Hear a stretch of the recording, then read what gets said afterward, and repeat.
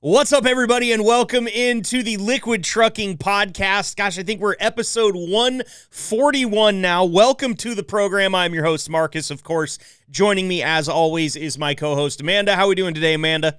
Fantastic. I always forget that we are audio platform, right? Because when you throw it to me, I feel like I should have a move or something, but it would be lost. Like you'd be the only one who gets to enjoy it. So, which totally means that you should still have one, because why not just placate me for the day? You know, I mean, that's why we're all here, right? I agree. So today's episode is a very important one, and we'll get to that here in just a little bit. I do want to say in the intro here will be a bit of a departure from what we're talking about today, but don't worry, we got plenty of juicy content for you and important content because we will be in the realm of safety today once we start getting into the meat and potatoes of what this episode is actually about. But we're kind of in the dog days of summer here, Amanda, and the first thing I want to ask you before we even get to what I actually have prepared for you, just because sometimes I don't think that the listeners, the drivers out there really understand how you and I go about putting together content for this show, especially when we're not talking to drivers. What do we get into in these intros and outros, and how does it come about? Well, for using today as an example, I told Amanda 2.5 minutes ago, I've got something for you, and I clicked record. And that's it.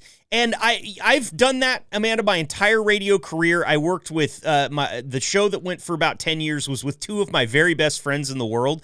And we would have to shut each other up between breaks because we were worried that we were going to talk about something and ruin the live conversation, ruin our reactions.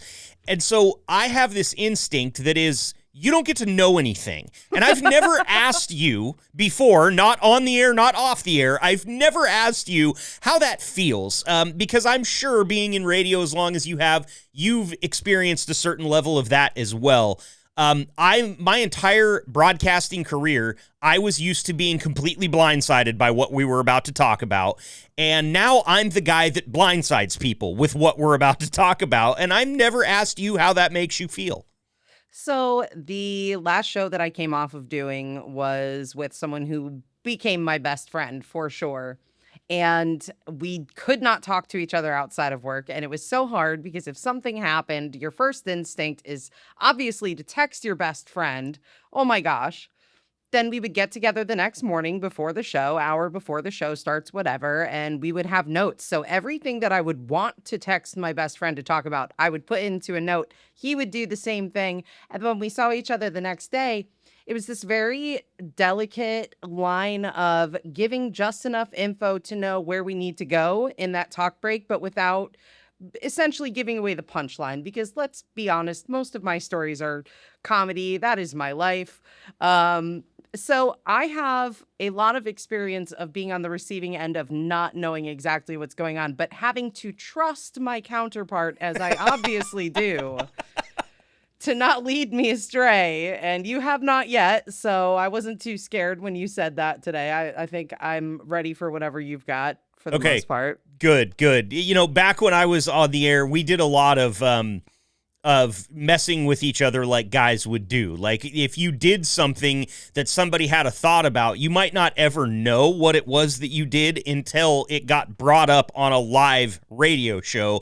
And now everybody out there knows what you did, and maybe it's embarrassing, maybe it's gross, whatever the case may be, you're about to get dressed down for it on the air. And that is not what today is at all, but I find myself, if you were to come to me and say, I got something for you, and you and I had been in the same room or even the same city for a week or so, I would start wondering, like going back through the annals in my mind, what did I do?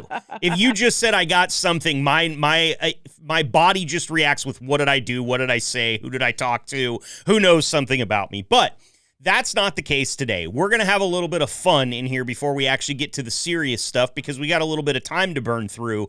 And I just wanted to talk to you about the viral phenomenon that is Jimothy the Raccoon. Have you caught up? Do you know about Jimothy the Raccoon, who is running roughshod over the city of Seattle right now in the Ballard neighborhood and capturing hearts by the millions? Have you seen this raccoon? I am well aware of Jimothy, that sweet little raccoon who was born with spina bifida. And so he is a bit different looking and, like you said, has captured the hearts. The funny thing is, even before Jimothy, so and we've probably talked about on the show, my daughter is in college about an hour outside of Seattle. Mm-hmm. And when she first left and went to college there, when she was still in the dorms, one of the first things I started getting pictures of were all the raccoons. There were so many raccoons. I, at one point, mailed her a raccoon plushie. She now has a raccoon tattoo. Like, it has become a definite theme for that area for us, at least in our family. When we talk about Seattle now, it's like, hey, how are the raccoons? But now we have Jimothy, who I think is just like the king of the raccoons. I think he's adorable. I love it. I love that something positive is like going crazy on the interwebs. That makes me happy. It's really nice. And I think some people that haven't spent time in the Pacific Northwest don't really understand the raccoon problem that we have out here. I mean, as a kid, we had a cat that kind of lived out in our shed, and it was our family cat, but it was an outside cat. Of course, grew up in a rural area. The cat could hunt field mice all day and just have a heyday. He was the fattest cat ever, and his name was Mouse, and we didn't find out that he was male until we thought he was female for like 4 years. But the raccoons... How polite of you to not invade their space. Like, that's nice. Yeah, right? Get up in their business.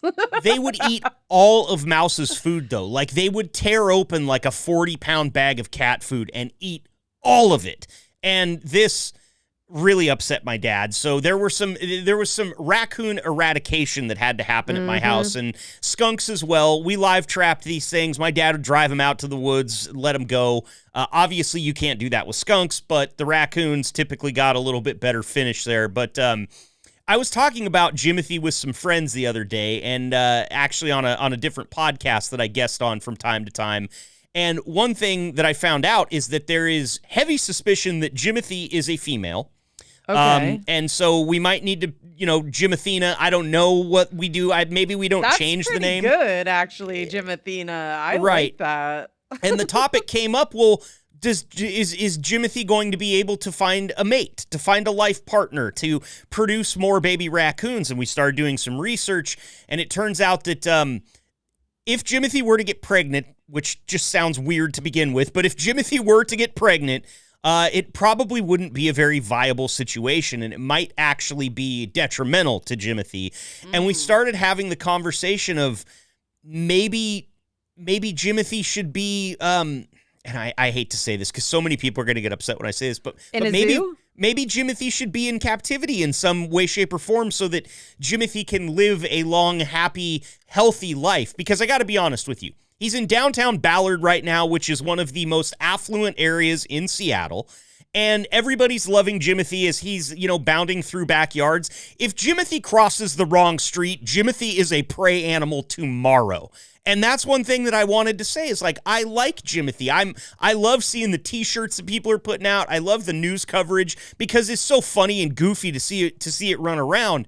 But that animal anywhere outside of the most affluent neighborhood in Seattle is dinner. Like, now. I mean, it doesn't have the ability to get away like most raccoons. Raccoons are cunning. They go out at night. Jimothy's cruising around during the daylight hours. He's just picking fruit and having a grand old time eating bugs.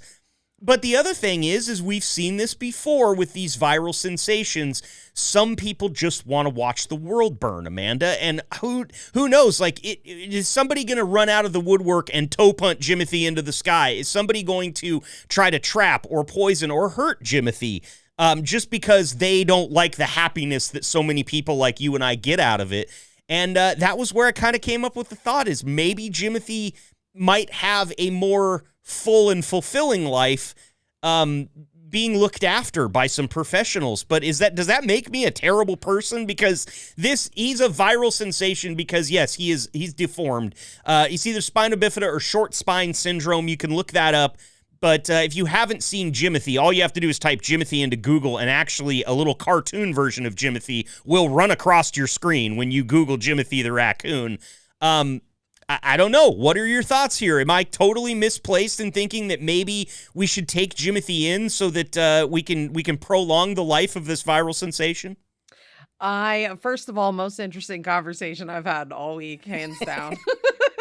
See why I don't say anything about it before we come on? But listen, I have some actually serious answers for you. So, first of all, if we want Jimothy to be able to interact with other raccoons without the fear of potentially being impregnated, if Jimothy is a Shimothy, um, so here in Northeast Ohio, we have had a very beloved weatherman named Dick Goddard. And Dick Goddard was a champion for the animals. And one thing he always advocated for was spay and neuter. And you can catch and spay and neuter and release as well to help with that population. But that also could be an option for Jimothy to allow them to continue living wild and free, without having to give up the lifestyle and, not have those worries. The other thing is captivity doesn't necessarily mean being in a cell or a small enclosed area. Maybe there's a nature preserve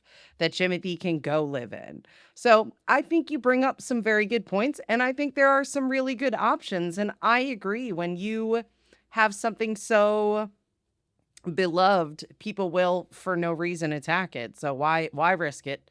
Why risk it? Yeah, and I mean, listen, you as a 49er fan, you know how I feel about Seattle as a whole. I don't trust anybody in that city except for one guy. He was in my wedding. He's the only one out of millions that I trust to not hurt that raccoon. So I just I don't know.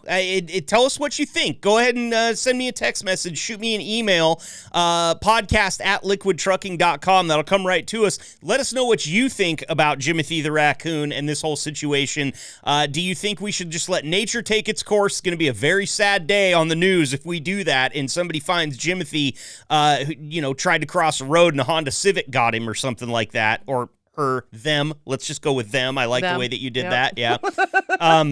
But, I don't know. Head over to the website. You can interact with us over there, podcast.liquidtrucking.com. But I had to bring it up. We hadn't discussed Jimothy yet. I felt like it was worth the time to have a short conversation about this little guy. And trust me, you will be entertained. If you have not seen or heard anything about this phenom, just go to Google and type in Jimothy the raccoon. Watch the little cartoon thing run across your screen, and you will know that Jimothy is just kind of a strangely shaped little raccoon with really long legs and a really short body. I don't know who lifted up the tail to say, I think that's a female. I would like to have a talk with that person about some decisions.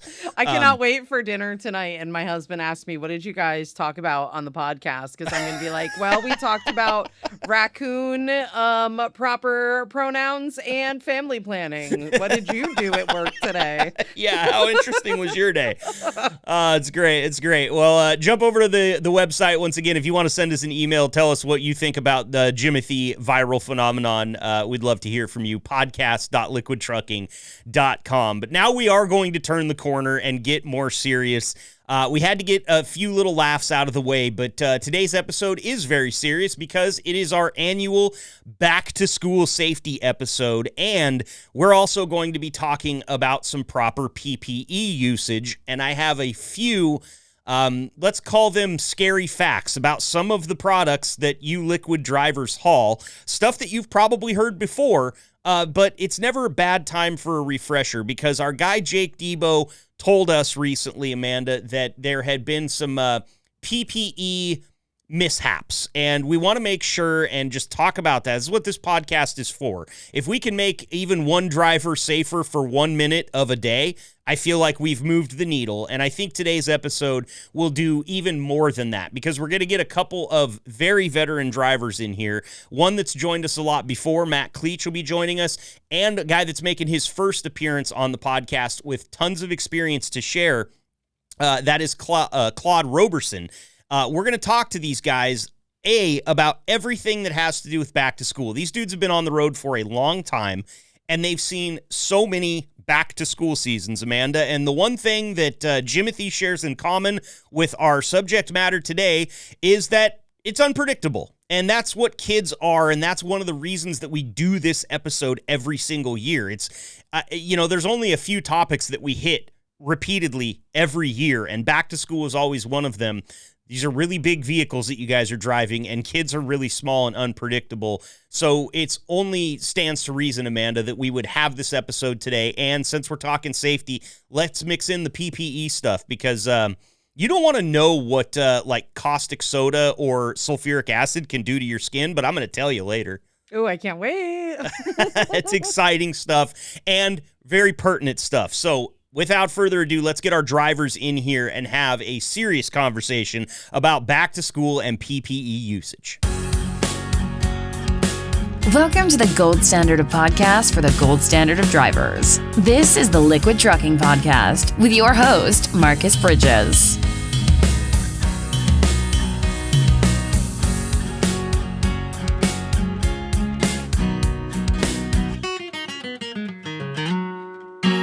All right, Amanda, let's welcome our drivers in here to talk about some safety and PPE usage, the ever-important PPE. That's one of those acronyms that every time you hear it, there's something attached to it, whether good or bad. We're talking about it for a reason. So let's get these guys in here. Please welcome back to the show, Matt Cleach. He's making his 78th appearance on the podcast today. Matt Cleach, welcome back to the show, man. All jokes aside, we always love the time that you give us here. Mark, Amanda, appreciate you guys having me back. Of course. Looking forward to picking your brain about something I know you're well-versed in. We also have another driver joining us today, making his first appearance, and we are very grateful for that. Please welcome Claude Roberson to the show. Claude, thanks for being here. How you doing out there today? I'm doing okay. Glad to be on the show. Glad to have you. So, Claude, we like to find out a little bit of background about everybody that makes their first appearance here on the show. How long have you been driving for Liquid? A little over 7 years. It was 7 years, June 3rd. Well, congratulations on 7 years. That's a big milestone. How long have you been driving truck in general, Claude? Since 1988. Wow. So you've been behind the wheel for a long time, man. What is it about the job that you like?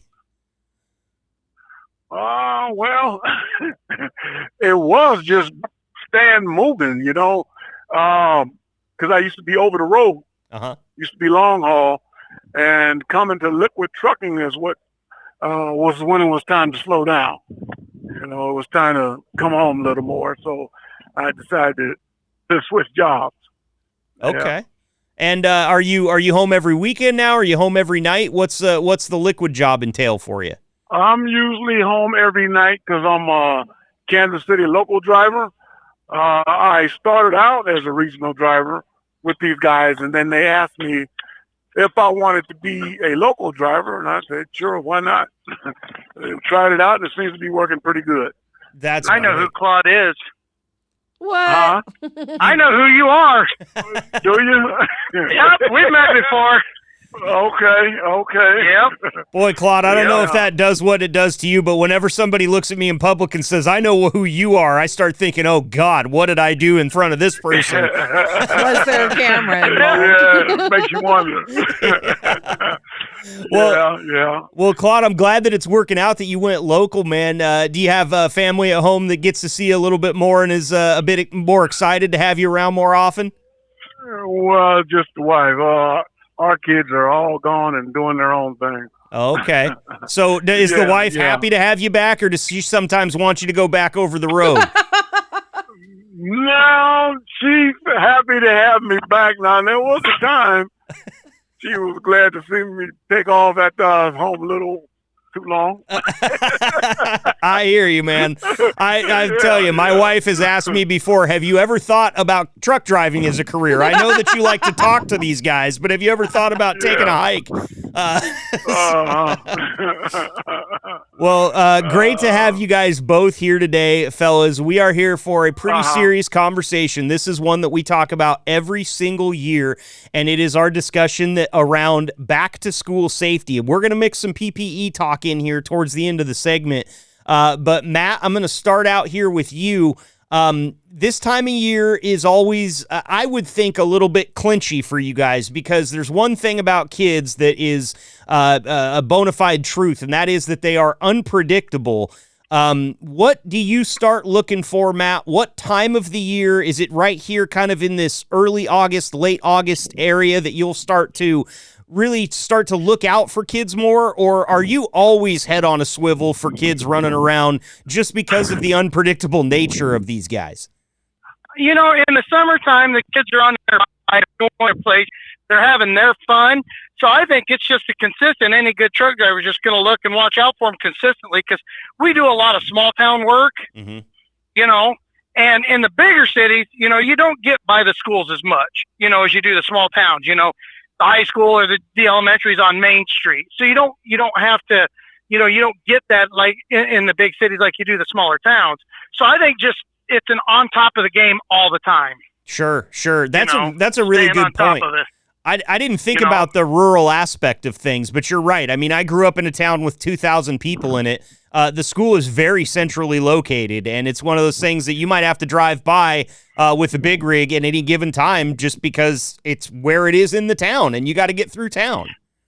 Yep.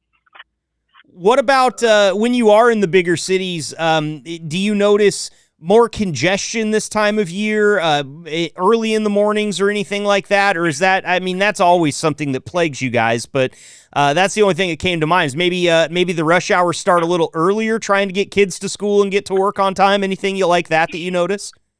You see a bigger flux, you know, kids getting taken to school by mom and dad. You know, the soccer moms are more prominent. You know, they're out there and they're doing their thing, trying to get, you know, Junior and little Missy out to school, and so it gets a little more congested, you know, and so you see that kind of stuff even in the small cities. When about this time of year, you start to see that, you know. Sure. You'll see the backups near on the city block where people are dropping the kids off to school, and you know, you see it. It's consistent all the time. Claude, how about your experience, man? Do you have any thoughts to share kind of in what Matt was talking about there? What do you see this time of year, and do you make any adjustments, or are you always looking out for it? Well, I'm always looking out for it because kids, they're a lot of times you see them and they're in groups, and it's seems like somebody's always on the street, on the edge of the road right there, you know. And so when they're walking down the street and stuff, I noticed that, and so I just slow down, pay attention, you know, because they may not be. They're just on their way to school or wherever they're going. For sure. Yeah. And Amanda, being a mother here in the room, you can kind of speak to the fact that they're not paying attention ever, are they? That's not something that kids are real good at. We weren't paying attention when we were kids at the bus stop because we were probably fighting and chasing each other. Now they have cell phones. They're even more. I saw a video of a guy today who was standing in the road with his phone, and a literal bear, walks up to him and starts sniffing at his leg and starts licking at his leg and pushing his leg. And the dude is so locked into his phone that he did not notice the bear. So the gentleman who's filming it in his car decides to pull his vehicle forward and nudge the guy on the phone with his car, hoping that would break him from cell phone attention. And even that barely worked. So I think we have like a whole lot of extra elements dealing with kids now than when we were kids. Angry Birds and Pokemon Go are a problem, okay? Yes. They are a problem. Yes. They sap your attention. If you don't notice an apex predator just kind of just warming up to you a little bit, maybe checking the seasoning, that's what I feel like a bear's doing if it's licking your thigh. It's checking the seasoning. It's like, do I need salt? Am I going to need ketchup with this one, you know? Good Maybe the Lord. guy thought it was a Pokemon, and that's why he wasn't worried, you know? Well, fellas, I also want to ask you a question, because another thing that we see this time of year constantly is school buses on the road, and a lot of them. And you know, I saw something last year, and I was so happy with the way the school bus driver handled it, but it happened right in my neighborhood. I was just about to pull out of my little cul-de-sac onto the main kind of thoroughfare, and a bus was stopped with the red sign out, picking some kids up on the right side, and a guy from my neighborhood drove around me and around the bus and passed it on the left. And I've never seen a bus driver hang so far out of a window, but I heard what he was saying, and it was not friendly, and rightfully so. What is it, Matt, about buses this time of year? Anything that changes with? It sounds like you guys are always head on a swivel, always aware of the kids. But the buses making as many stops as they do, having kids run around them all the time, that's also got to change things for you, Matt. What do you see when it comes to buses this time of year? Anything different? You start watching the road signs, because a lot of times they'll have bus stop ahead, or they'll have the little sign for that. So you watch that. You look at the time of day, and you just kind of see where you're at. If you're out on the interstate, you're not going to have any problems. But you're divided 4 lanes and stuff. You just start watching more. It's just it's a never ending game of watch more. And then the other thing is nothing against anybody, but if you can speak English and read English, the word stop means stop. That red signs are out there for a reason. Yeah, it's for your safety and their safety. I mean, it's scrawled across the back of every school bus you've ever seen, unlawful to pass while red lights flash. And I mean, they even made it rhyme, which for a guy like me, like that'll be just saying it, that'll be stuck in my head for the next 3 weeks. So I'll put it into songs and all sorts of stuff. But they do so much. Like that color of a school bus, Amanda, is so recognizable. I mean, you don't see even a yellow cab. You might think and conflate the two. Oh, school bus and yellow cab, kind of the same. Yeah, but put them next to each other and they're really not. That school bus is painted that way for a reason.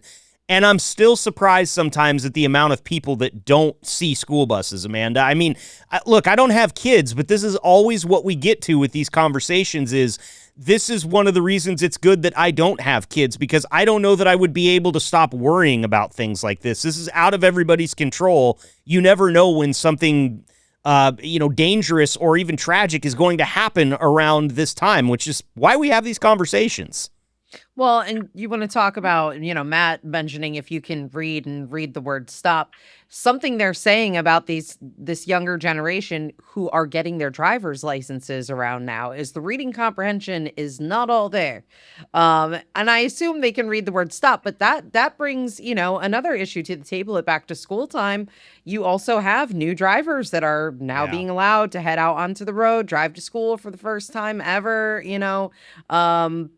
I definitely remember a couple of accidents happening outside of the school from students that were just not as prepared as they should have been, or what the situation was. But I imagine that probably complicates things as well, having all those new drivers now fully permissed to head out into the world and to school on their own, picking up their friends and whatever. Yeah, it's a really good point. And as we know, high school age drivers are always very distracted. There's, whether your friends in the car, cell phones, changing the music, whatever. Claude, I wonder, in your years of experience, man, you've been doing this for a long time. You've seen a lot. Do you notice the new drivers on the road this time of year, the kind of high school age kids?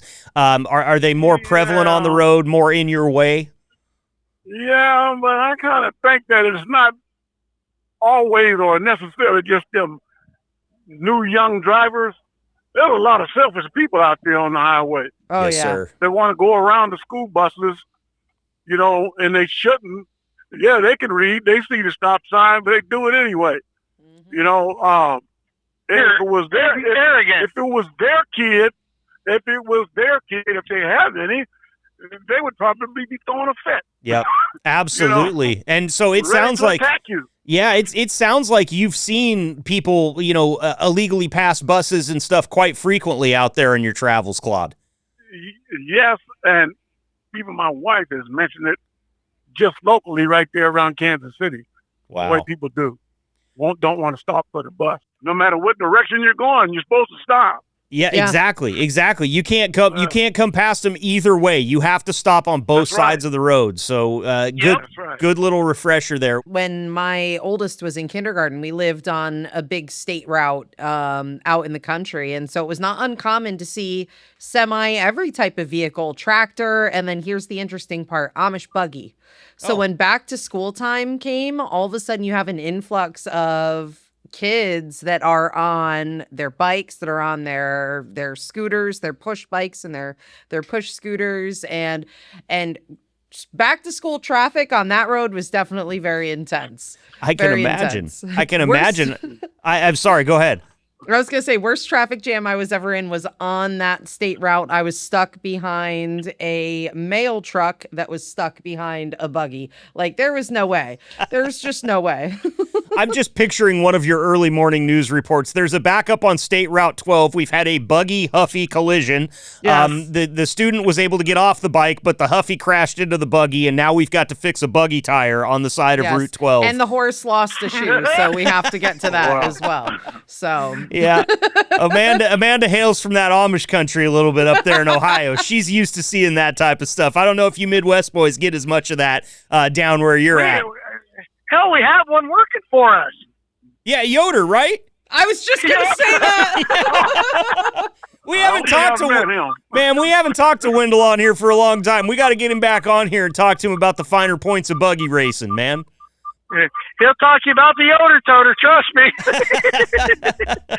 Well, fellas, it's always good when we've got guys like you on here that have been doing this for a long time to give advice to some of the younger drivers. Obviously, there's always new drivers joining the fleet at Liquid. In fact, at this point in time, we've got more trucks than we've ever had on the road at Liquid Trucking, which is awesome. That means the company's doing well. That means we've got freight, we've got miles. We've also got some new guys out there that might not have anything close to the experience you guys have.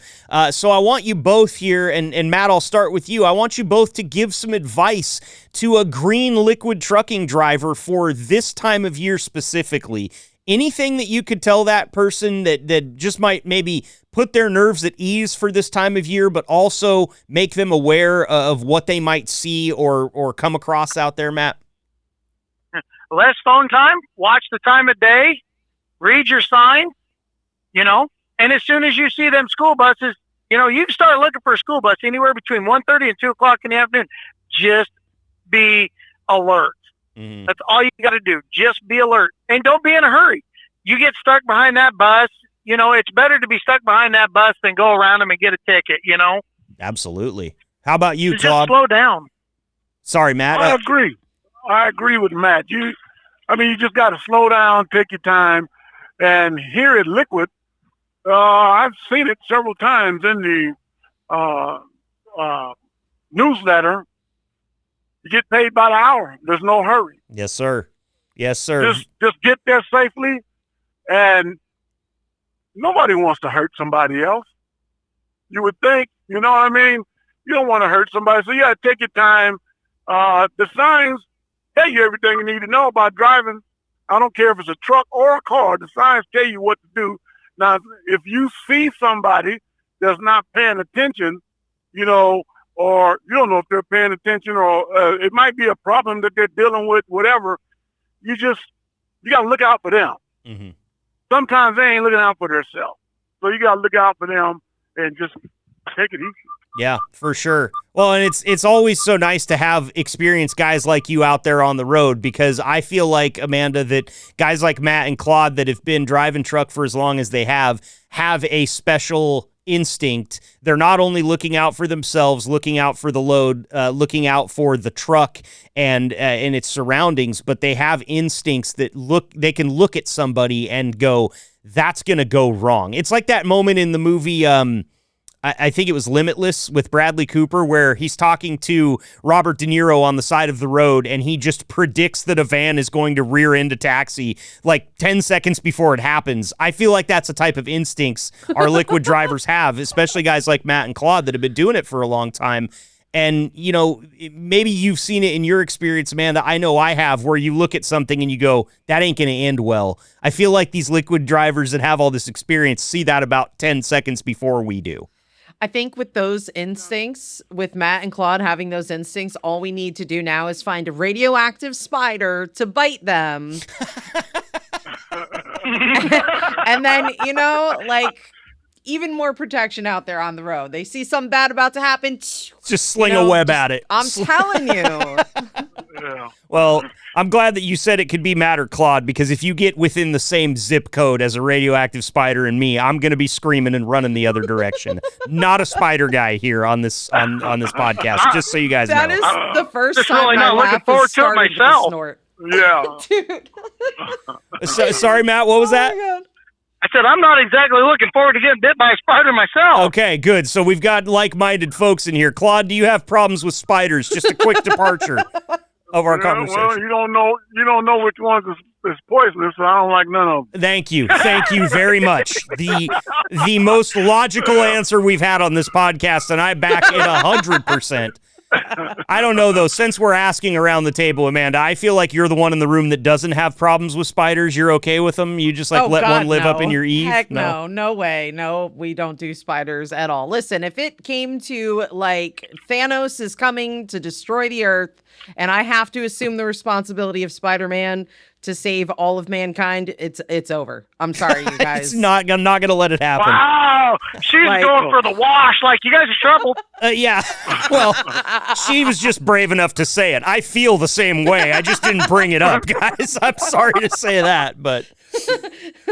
Oh, man. So getting back to being a little bit serious here, obviously we take our safety very seriously at Liquid Trucking, and you can tell just by hearing Matt and Claude talk through, just give advice and talk about back to school time.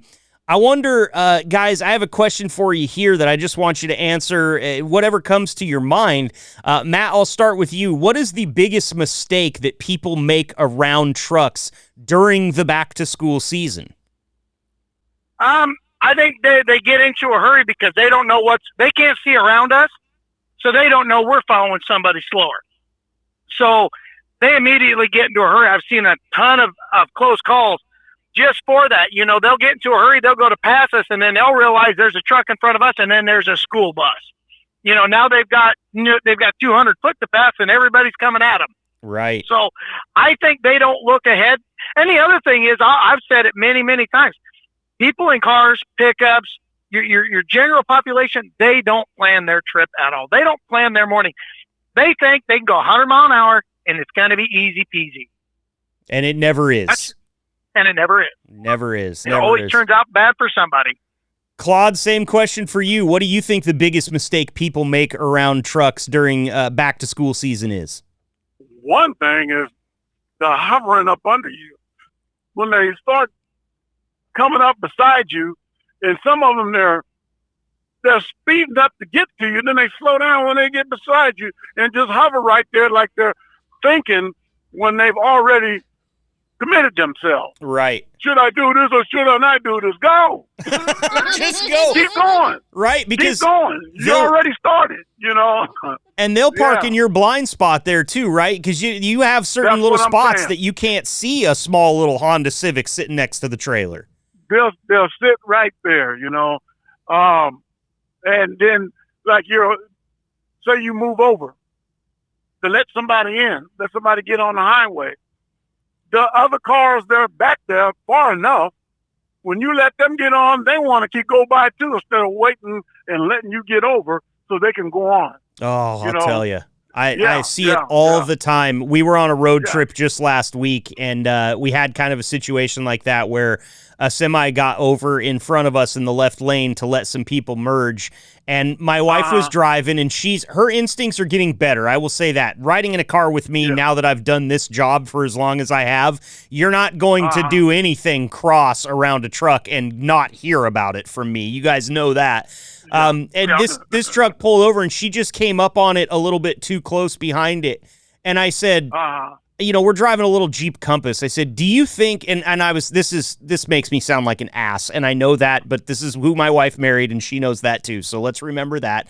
But I just asked her, I said, do you think that there's a snowball's chance in hell that the driver of that truck can see you right now?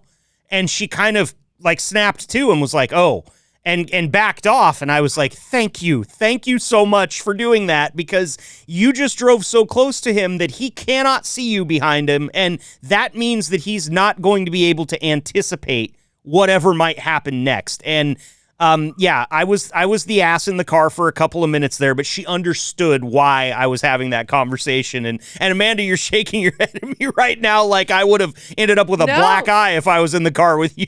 But not at all. Not at all. I'm laughing because I'm thinking about the fact that I'm never more intimidated to drive than when I have either Pop in the passenger seat, my stepdad, who's a retired driver, or when I was on a trip like about a month ago with our coworker, who also is a former driver, and I was driving and I felt like, oh my God, I better be perfect. I better be perfect. And at one point with our coworker, I remember I had done something polite to let a truck driver get on to the highway, and I got the nod of approval, and I remembered feeling like, that's right. That's right. Well, fellas, before we leave the kind of back to school stuff and transition into talking about PPE here, I have to ask you, this time of year, Matt, do you get a lot of the arm pumps going on for the horn when you get kids on the side of the road, maybe waiting at the bus stop, and are you obliging? Yes, I do, and yes, I do. Yeah, awesome. Right. I do it. How about you, Claude? Do you get pumped up when you see the kids doing the arm pump and asking for the horn? Yes, I do. I do that because when I was a kid, I did the same thing. Yep. Absolutely, man.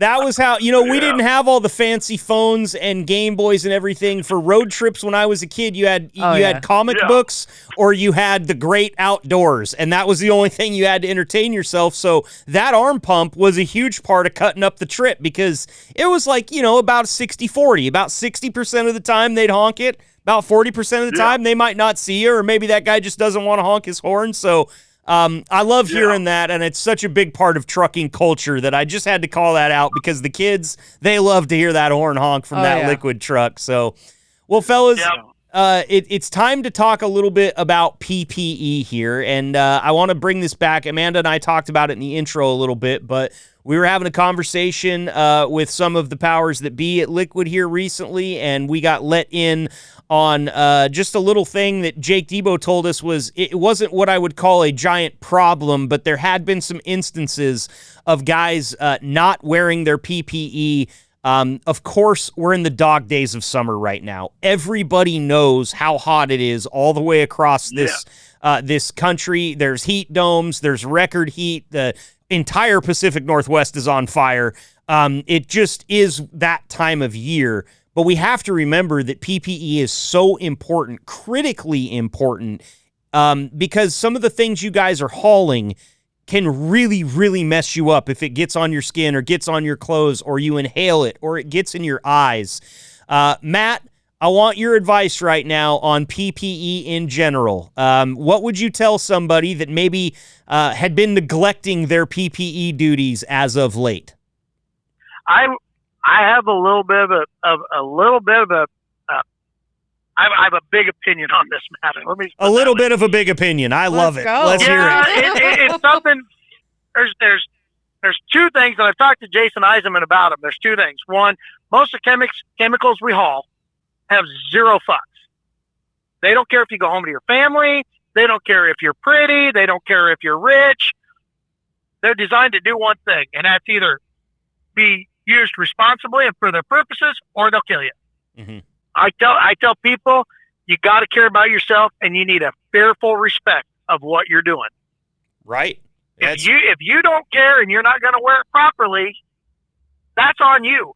That's the choice you make. I'm going to go home and no burns on my face, I hope. Yeah, for sure. But that choice that you make can affect the whole fleet, right? We've got a safety score to be mindful of here, and we want to keep everybody safe. We want everybody going home with all their fingers. I wonder, Matt, what are you hauling right now? Sulfuric acid. Well, boy, wasn't that lucky, because I got some stats for you. Let's talk about sulfuric acid and what it will do to you if you do not respect it and wear your PPE. Sulfuric acid, extremely corrosive, reacts violently with water, the thing that you would instinctually think that you need to pour on it if it gets on you, rapidly destroys tissue and generates a tremendous amount of heat during dilution. Now, a lot of people just think that if you get sulfuric acid on your skin that you're just going to get a burn. Well, it actually does far more than that, Amanda. It rapidly removes water from tissue. It chemically destroys proteins. It creates thermal burns because of the reaction that it generates. And it can continue damaging tissue thoroughly until thoroughly flushed away. Now, what I wanted to do was get a little bit of pig fat and pour some sulfuric acid on it right here on the show just so we could listen to it. For good reason, they don't like people like me to have access to sulfuric acid because I would do science experiments in my studio. So I didn't get that today, but I wanted to bring some of these stats because you can get necrosis from this. You might need skin grafts if you get too much sulfuric acid on you. Skin grafts, that's where they take skin from one part of your body and put it on another where you lost it. You don't want these things. Very painful. You can get permanent scarring, severe second and third degree chemical burns. And the other thing about it, Amanda, the pain isn't always immediate. Damage can already be occurring from a sulfuric acid exposure before a person even realizes the full extent of it. It'll go right through your clothes unless you're wearing your PPE like you should be. Did I scare you at all, Amanda, with these sulfuric acid facts? If that's not enough to scare you, just go watch Roger Rabbit, okay? Because there you go. That could be you, all right? Yep. Who Framed Roger Rabbit? Fantastic flick. And you don't want to be in the dip. No, right? You do not want to be in the dip. That's a great reference. Claude, I want to talk to you too, man. What are your thoughts on the PPE? What would you tell somebody that maybe hasn't fulfilled their obligations with PPE recently? Any advice for somebody like that? I'll tell you what I tell all the guys that come down to Kansas City that I train, because that's all we haul is corrosive. Mm-hmm. You know, we get the sulfuric acid, the sodium hydroxide, and the potassium hydroxide. I tell them, don't take no shortcut. Do not take no shortcut. They give you all that equipment for a reason. Put it on, wear it. I mean, I know it's hot in the summertime, but if you get burned, you're really going to have a problem. Right. If you get that stuff on you, you know. So I'd rather, and it's been hot the last couple of weeks. There's been some pretty humid weather out here. And matter of fact, I just had it on, and I just was sweating pretty bad, but you got to do it. Yeah. You don't want to take no shortcut. I've seen people who had the top on, didn't have the bottom on. Oh my gosh. What's the point? Yeah, they had the top on and had the gloves on and would have his boots on with regular pants. You know, okay, you're not making no sense. You know, it didn't make no sense to me to be out there like that, you know. You got to wear it all to protect yourself. Absolutely. And since you brought up sodium hydroxide, I got some stuff on that too. I did my research today, Amanda. I'm prepared. Good job. Look at you go. I'm prepared. Back to school for Marcus too. Gold star. Now, caustic soda does not burn the same way that acid does. There is a difference there between these two. But one thing that caustic soda or sodium hydroxide does do is it turns fats into soap. It literally begins dissolving body fat through a process called saponification. It penetrates deeper into your tissue than many acids will, and it often hurts less initially while causing more extensive damage beneath the surface. Oh, That's great. Yeah, exactly. That's one reason caustic burns can become very serious before somebody even realizes how bad the exposure is. It's because the damage is going on subdermally, and your skin might not hurt that much. But Claude, this is what we're talking about. I mean, these things, if they get on you, let's say you get a little bit on your pants because you didn't put on the bottom part, you could have that on your thigh all day before you realize what's actually going on. Yes. Yeah. Have you ever seen anybody get chemical burns or anything like that in your extensive experience? I've actually had one. Really? Not sprayed and not, just splashing on me. I had some on my glove, and this was when I was starting out. And I actually touched my face with that glove. Oh no! And I felt this tingling stuff. And first thing I did was grab a bottle of water because I was on that side of the truck, and I put it on there. Then I ran around to the wash and stuck my head over it, and I just had freckles because it wasn't much. And So I had freckles for a couple of weeks. I'll put it like that. Lucky, very lucky. Yeah, and let me guess, probably a mistake that you never made again after that experience, right? No, that's right. That was a learning experience for me, right there. I think that was my first load. Your first load, wow. Trial by fire. That was not my first load. My first corrosive load. Oh, gotcha. Yeah, my first corrosive load. Yeah. Man. Mm-hmm. That's crazy. Matt, I can't ignore the fact that you giggled like an 8th grader when I asked if you'd ever seen somebody get burned with chemicals. Obviously, we're taking this very seriously. Tell us the story because it's a cautionary tale. It is a horrible story to start. Just be honest with you. I can't mention no names and I can't mention the place. That's fine. That it happened at, but it was up in this neck of the woods by Sioux City. A company had a guy that was working a transload system, and anyways, they had problems on top of the rail car, and so they went and got a guy. Another guy went out. They broke the top off the rail car, the pressurized rail car, and the sulfuric acid went straight up. Yeah. And came straight down. Now, one guy had PPE on, the other guy had his work uniform, and that was it. Oh no. He is alive, but he'll never work again. In 93% of his body was covered. Lost both of his eyes. I believe the second one just went. I believe, not sure, and I think it even got in his mouth. Wow. Oh, wow. Wow. And so. That it's all preventable. All of this kind of stuff is preventable. Yep, it really is. It really is. All you got to do is follow protocol and put on that PPE. That's why you get it, right? That's why it's there. Yeah. Well, like Claude was saying, it's hotter than hell. The humidity will get you in these suits. But he was doing it. I was doing it. I was unloading caustic when he was unloading sulfuric, and it's just hotter than hell out. Yep, but it's just part of the job, unfortunately, right? Yeah, and I don't like this part. I don't like that part of the job. I don't know if Claude's real happy about it either. Well, yeah. I mean, I don't like it, but you know what? If you do what you're supposed to do, that's the worst part of it, being hot. Yeah. Yeah. It's so humid out here. Right. You know what I mean? If you do each step, when you hook up, jam it, strap it, check it, make sure it ain't loose on there, and open that thing, open your internal. When you open the outer, open it slow. Yeah, good point. Open it slow. Take your time. Make sure there's no leaks. Because if you open it fast, and then you might have a bigger problem. You open it slow, it might be a little bitty stream. Just shut it, blow the line, and then check it out and see what's going on. Could just be the gasket. Flip it over, or take it out and put another one in there. Yeah, so I really like, Claude, the way that you framed that there, because if you do everything right, the worst thing that's going to happen to you is you're going to be uncomfortable. But if you do one thing wrong, the worst thing that could happen to you is 93% of your body being covered in sulfuric acid, losing your sight, or even possibly losing your life. And that is a really good way to look at it in kind of just a logical sense. Like, would I rather be uncomfortable and hot for a few minutes? Well, let's look at it in the grand scheme of things.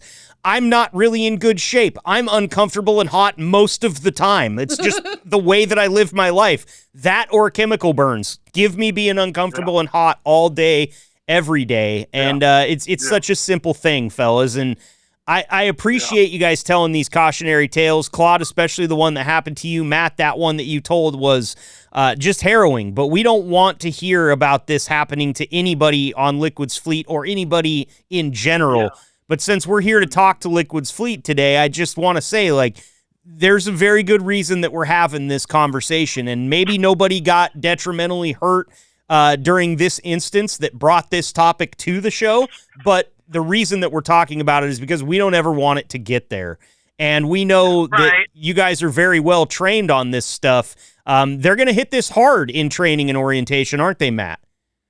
They really should. It's one of the most important aspects of what we do is letting these guys go out knowing, this is what you're up against.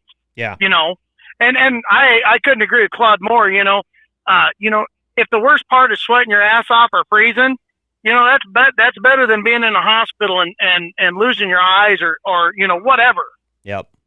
Lots better and a lot cheaper too. It's the dude wipes and the deodorant that you'll buy are so much cheaper than the medical bills that you'll be footing if you end up in one of these, right? Right. Yeah. Without a doubt. Yep. Do you keep dude wipes on the truck, Matt? I do baby wipes and dude wipes. Baby wipes because, well, I cry like a little bitch most of the time because I'm a truck driver, and dude wipes because when I do feel manly, I want to be manly. Okay, so it's just about how you feel that day, which one you're going for. Yeah, exactly. I got it. Well, I know what I'm getting you for Christmas. It's a brand new bottle of No More Tears hair shampoo for There you. you So go. we don't want to get you Bubbles. don't want to get any soap in your eye there or anything. So. Fellas, this has been awesome, guys. I really appreciate it. We did, look, we had a few laughs here today, just in the nature of conversation that's going to happen.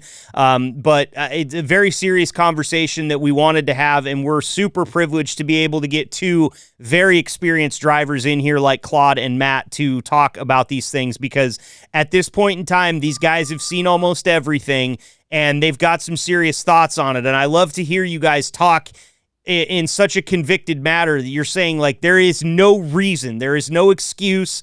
It's not a maybe, it's not a if I feel like it. It is hands down every time without fail. And, if you do that, Claude, I assume if you've done that for as long as you have, it just becomes second nature to you, doesn't it? You just do it. It's an automatic thing. Yep. Yeah. You got to be cautious. Claude, I got a question for you. Do you have to wear that orange skirt around your hard hat now? Yeah. Well, what's that? Yeah, tell us what that is. When I don't, I got to get some more Velcro. So, but if I don't wear that skirt around the helmet, I'll put the hoodie on. Okay. Now I got to get some more Velcro to put that. I like that better than the hoodie. Okay.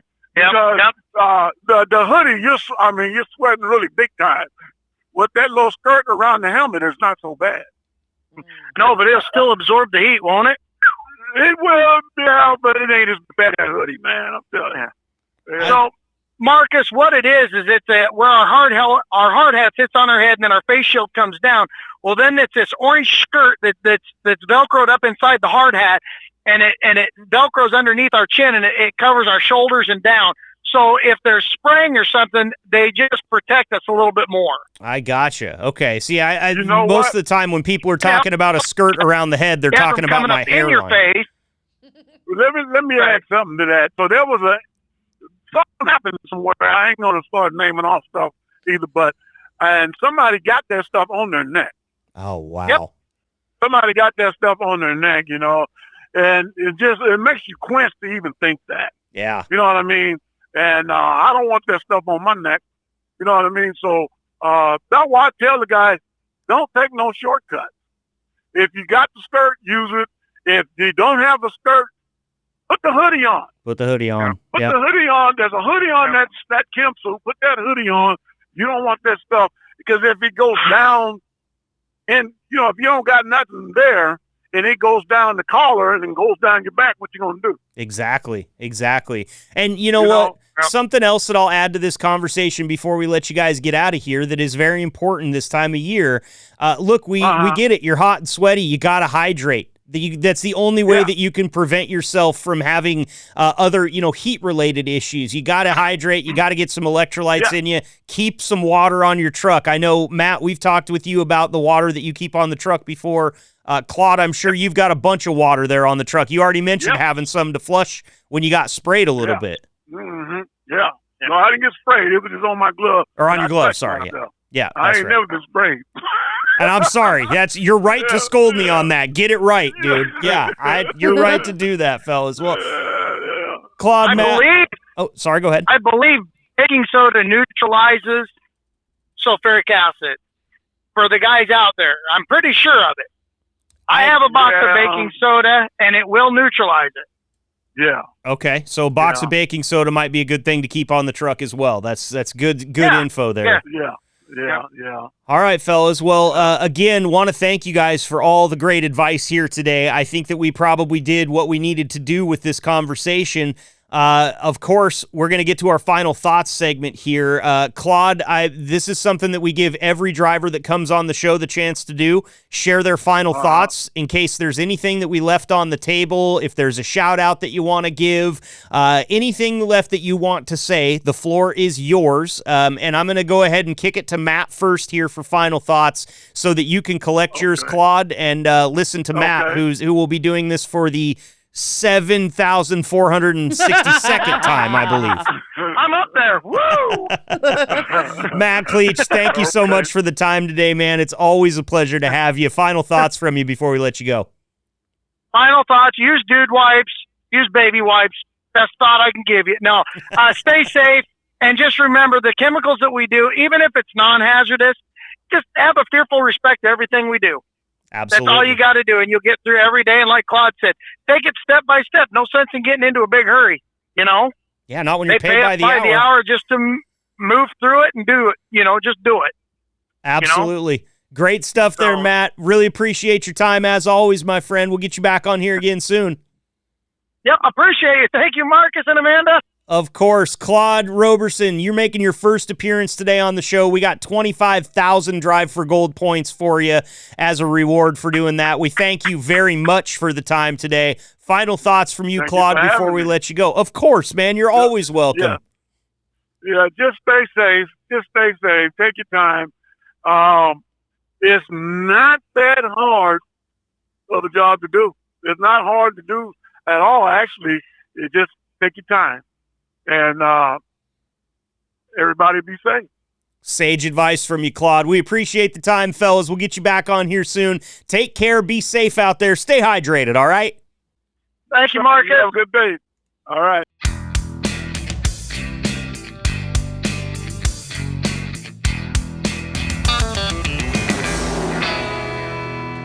Exactly what we wanted out of that segment, Amanda. Hats off to Claude and Matt for coming on and sharing not only the knowledge, but the stories. Man, that one that Matt told about the guy working at the transload facility. I mean, train cars, look, there's so much that can go wrong. Such big equipment, big couplers, big things slamming together. You never even think about, hey, you might splash a bunch of acid out of that train car and completely cover somebody. What a terrible thing that we don't want to see happen ever with anybody. And then that goes for liquid drivers and everybody else. I know. And if you're worried about looking silly wearing your PPE, imagine what you might look like if something bad happens. Like, exactly. Seriously, it's not exactly. worth it. Now, not worth it. I understand that you have a story for us. I do, and mine is not quite as serious because I have never worked with chemicals like that, but I did a brief stint at a facility that was half assisted living and half nursing home. Okay. And we had a resident who hadn't had family visit in a long time, and the holidays came around, and so a family member came, and it turned out that their room was... There are no words to describe how dirty this room was, okay? So I was tasked with suiting up in PPE. I had to wear the full suit, mask, gloves, like all of it. Now, the facility itself is in an old mansion in town. And so the HVAC system is so old that basically you can turn it on and you can turn it off. And on that particular day, it was on and it was cranking. It was so hot on that floor. There was nothing you could do. Of course, I'm dressed for winter. I've got my full scrubs on and my wool socks and stuff. I used to walk to work because it was just a block away. So I'm like, ready for cold, and it was anything but that. So I didn't want to wear the PPE. I had to wear the PPE. Thank God I did, and I will tell you why. I went in and I helped pick that room up and put it back together. Food crushed into the carpet. I mean, just awful. But we found out a couple of things. For one, had I not worn the PPE, attached to my own legs would be eggs of bed bugs. Oh my God. That we found out later on. And also, I don't know if you know this or not, but in recent years, there has been a huge uptick in STDs in 55 plus communities. Part of that is because of the invention of certain medications that help people do that later in life, right? Further on into their years. And this particular resident had a boyfriend. One of the things I had to do in that room was put the bed back together because the mattress was almost on the floor.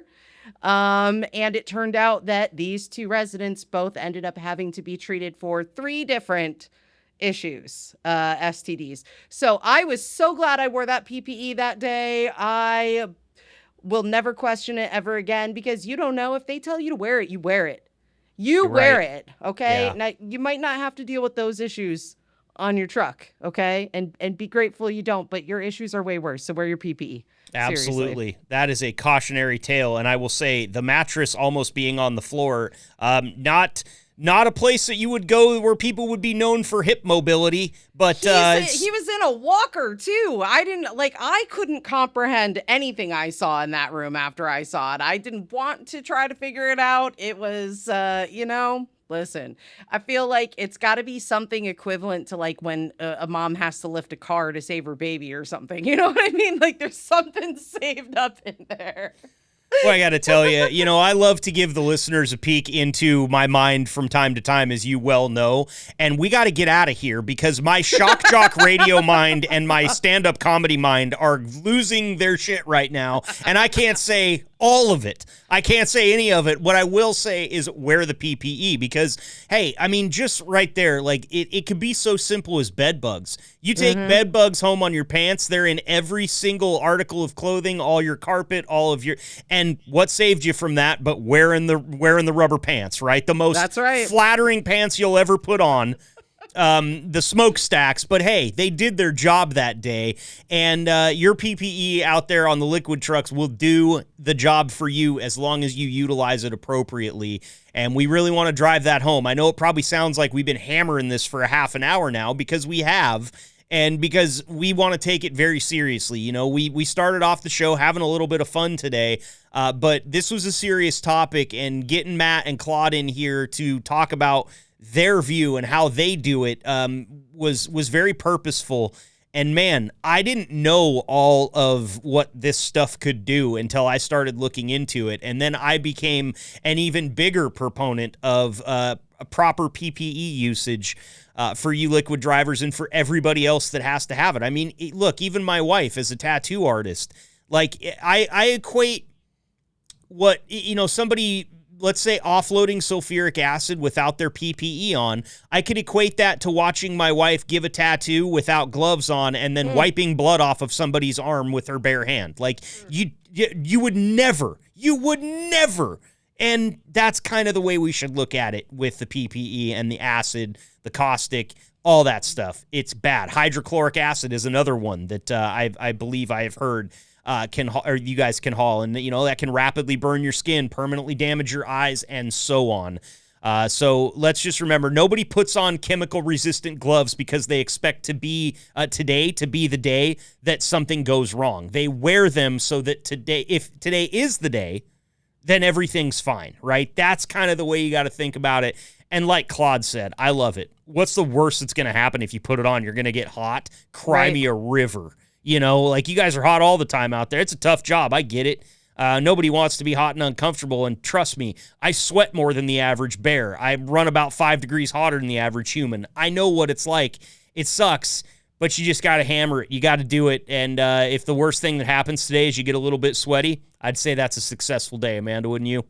I know I have a tendency to quote a lot of movies and reference a lot of movies, but I think that being of the generation that grew up with Final Destination, it is always in the back of my mind that if that bad thing is going to happen, it's going to happen in that scenario where I don't pull the glove on all the way, or you know what I mean? So it's just not worth it to not wear it. So just do it. Amanda is in the generation that cannot comfortably follow a loaded log truck because Literally. of those movies. I know it. I understand it. I get it. But Yep. a very good point there. You never know when today's going to be the day. So just like everything else that we do in the vein of safety here at Liquid Trucking, get that PPE on. If you got any questions about it, get in touch with Jesse Keebler over at Safety because he'll help you out with it. Martin Leone's another guy that's got just miles of experience in keeping people safe in the workplace. And I know that everybody's trained on it as well. They hit it hard in training, like Matt said, and it's for good reason. We don't want to have to come back and do another episode and tell the story of how somebody got hurt with some of this stuff. So wear your PPE, stay hydrated out there this summer, and let's not forget to bring this thing full circle. We started that segment talking about back to school, and it is on the horizon. I believe this episode airs August 12th. So that means, I mean, out there in Nebraska, I feel like they start going to school like the first or second week of August. Out here on the West Coast, it's a little bit later. You'll see it more towards the last week of August, first week of September, kind of that Labor Day area. But it's all building, and pretty soon we've got kids on the roads at bus stops. We've got school buses out there, and we've got teenage drivers. So be sure to keep your head on a swivel, drivers. Stay safe out there and keep the shiny side up. For Amanda, I've been Marcus. You all have been great. Let's get Jimothy to a home where he's going to be safe, Amanda, if we can really bring this thing full circle. He can come stay with me. Book it. Thanks for tuning in and being the gold standard of drivers on the road. Be sure to like and subscribe to the channel and tune in next week for another episode of the Liquid Trucking Podcast. Interested in finding out more about what it takes to bring a podcast like the Liquid Trucking Podcast to your fleet? Bulldog provides tailor-made top-to-bottom podcast production services. We'll meet your terminal staff, connect with your drivers, and bring you the content you want your drivers to hear. Type bulldog.works into your browser to connect with us and learn more about what we can do for your fleet. That's bulldog.works for podcasts, tenacious recruiting, and more.